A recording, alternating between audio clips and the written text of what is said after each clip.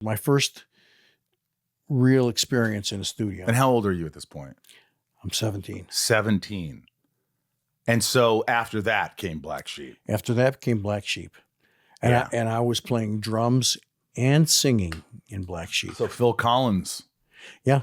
I saved enough money to buy a brand new set of Ludwig drums, all black. And they were my tom-toms. I ordered them special.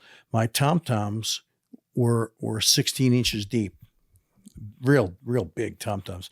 My snare drum was a field drum like the marching bands use, right. The big deep ones. Yeah. It had a sound unbelievable.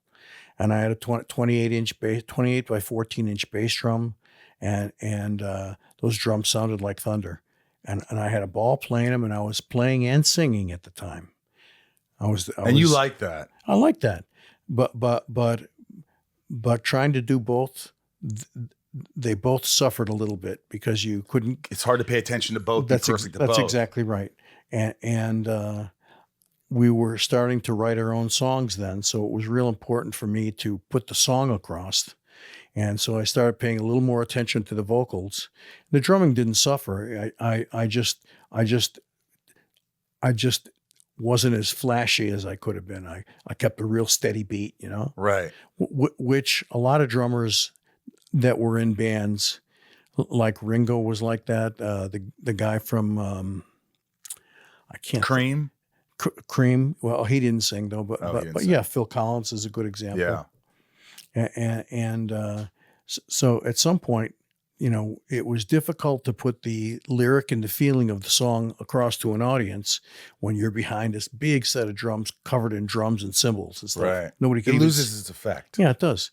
So we decided that we were going to look for a lead vocalist, and we auditioned about 7 or 8 of them. I didn't want to be the lead vocalist. I loved playing the drums. Wow. And we auditioned about 7 or 8 of them, and you know, I'd say most of them couldn't put the songs across the way they should be, and the ones that could were more interested in making money. They wanted to play. They wanted to play the top 40 songs, and you didn't want that and make the money at the bar. No, I did not. And so we ended up finding a drummer. And I moved up to the front. Wow. And you guys had a following. You would play out. You had an album, right? We had 2 albums. 2 albums on Capitol Records. And we got ourselves to the point where we were going to be Kiss's opening act for the whole tour. That's incredible. It's incredible. And we were on Capitol Records, just like Kiss, and we played our first show in Boston at the Boston Academy of Music. And our first show was with Kiss. We played our whole album. And that's just about enough time that we had to play. You know, you were given about 50 minutes. Yeah. Then they changed the equipment. The main act and everything gets changed out. So our first show, we got standing ovation. And we started coming off stage, and I turned to Kiss's tour manager, who was standing there with a big smile on his face. I says, "What should we do? Should we answer our ovation?" And he paused a minute. And he goes, "Yeah, go on, go do one more song." So we went out and we did one more song, and that got a standing ovation. But we were smart enough to know that get the fuck off the stage. Yeah, and we did. I thanked the Kiss's tour manager profusely for letting us answer our encore. And then we, while the guys in the crew were cleaning off our equipment, we were out in the audience listening to Kiss's set, and they sounded great too. Wow. And this was on Christmas Eve, 1975.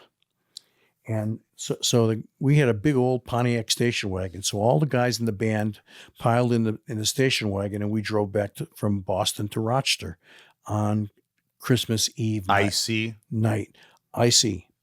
And you know the story. Yeah. And we got a call around. We got back around 1:30 or 2 in the morning, and we got a call around 4:45 in the morning from the crew that said they hit a patch of ice on the New York State Thruway. The truck slipped off the road and tipped over. And all the equipment was gone? Well, they had bumps and bruises. The truck was not in great shape, and they couldn't tell how bad the equipment is because they couldn't get the back door open. Right. The box on the truck was not square anymore, so the door opened about 2 feet, and that's as far as it would go. So they had a truck wrecker come, truck flatbed pick up the truck and take it off in somewhere near Albany and park it at a gas station. And so this was at about 4:30 in the morning. I got this call, and they said, "Can you come and pick us up? We don't want to spend Christmas here." So I called the bass player, and we got in the Pontiac station wagon and drove back to Albany to pick up the crew, and they were at the gas station where the truck was, and we quickly took a peek at the truck, and it did not look good, and so we spent Christmas the next day with our family, but early the next morning, there were about 2 or 3 of us driving back to Albany to get that door open and see where we stood, because we were supposed to be in Florida on the 28th of December to pick up our tour with Kiss. And that's not happening. Well, we did get the door open. When we got to where the truck was, the people at the gas station had managed to pry the door open, and the equipment looked bad. The legs on the Hammond B3 were broken off. No insurance, right? We had insurance. Oh, that's good. And the Marshall amps were in cases, but the cases were broken, and you could see things had gone right through the cabinets. And do you think that was sort of the end of Black Sheep? Yeah, the drums were out of round. Heavy things had fallen on them, and they were not round anymore. They were oblong. But so what you think? Why not just get new fucking equipment? Well, let's go. Yeah, that would be smart. But we didn't have any money to do that. We had insurance on everything, but it would take time. The insurance settled in April.